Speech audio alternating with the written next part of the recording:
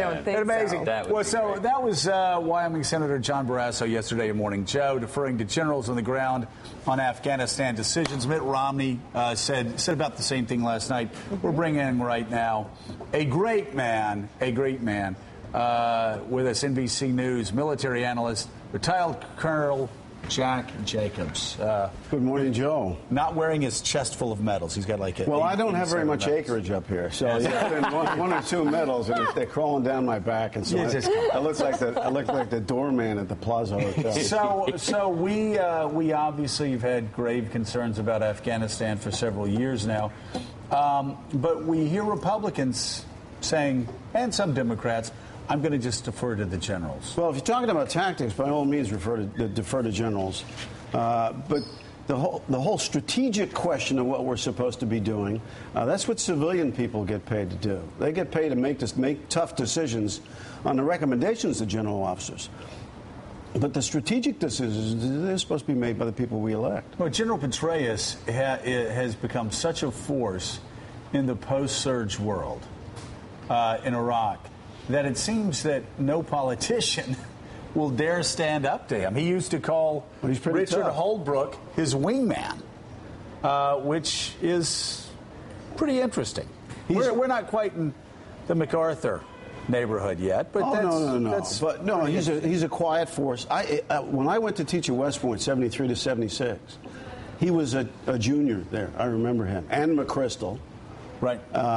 And there were very, very good cadets and very good students, and it was clear that they were going to grow up. If they stayed in the service, they're going to grow up to be great and famous Americans. He's a very, very smart guy, Petraeus. But complete deference to generals, very, very bad idea. Either you have some idea what you're trying to do with the military service and about national security, right, or you have absolutely no business being in the White House or in the Pentagon. I'll give you a real quick story to show you how when you defer completely to people on the ground without having any idea what you're doing, you get into big-time trouble. It was during the war in Vietnam. And General Westmoreland was in charge of what was going on. I think we had several 100,000 people already in Vietnam. I think we had more people in the Army in Vietnam than we currently have in the Army. And he came to these are transcripts that were a couple of years ago, declassified and released, which they do from time to time. He came to, there was a big-time meeting. There was President of the United States, the Secretary of Defense, and a wide variety of hangers-on, and General Westmoreland. Well, they're always hangers-on. Always. He's asking for 100,000 more troops, Westmoreland is. I need 100,000 more troops in Vietnam. No talk about what the strategy is, what they're going to do. I need 100,000 more troops. And McNamara has some guy with a handheld calculator, what passed for it back in those days, said you can't have 100,000. You can only have 38,000. Now, what did Westmoreland say? He said, I'll take them. Now, either 38,000 is the right number or 100,000 is the right number. Right. Maybe neither one's the right number. They can't both be the right number. Right, but just wanted more troops, and there was immediate deference. And the question, John Meacham, right now is who is going to stand up? And I'm not knocking Petraeus. He's an American hero for what he did in Iraq, and he's doing his job. He wants to win in Afghanistan. But who's going to stand up, and what politician will stand up to General Petraeus or whoever follows General Petraeus and say, General, we've been there for a decade. We're spending $2 billion a week. We can't afford this war anymore. It's time to come home. What politician will stand up to General Petraeus? I think one of the great mysteries of the last 2.5 years is why President Obama has not been able to do that.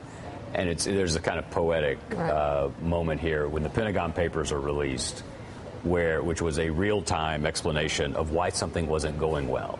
And yet, in Barbara Tuchman's great phrase, we kept marching into folly, and we kept doing it, and we kept doing it, and we kept doing it, and we've done it now for 8 years, 9 years. I mean, it's been 10 years total, but it's just, you can argue the Fulbright hearings had an effect. You can argue there were various moments then.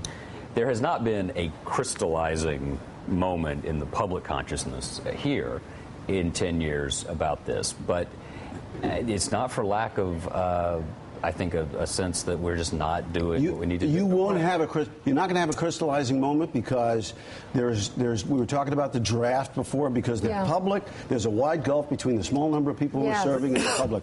Public has no skin in the game.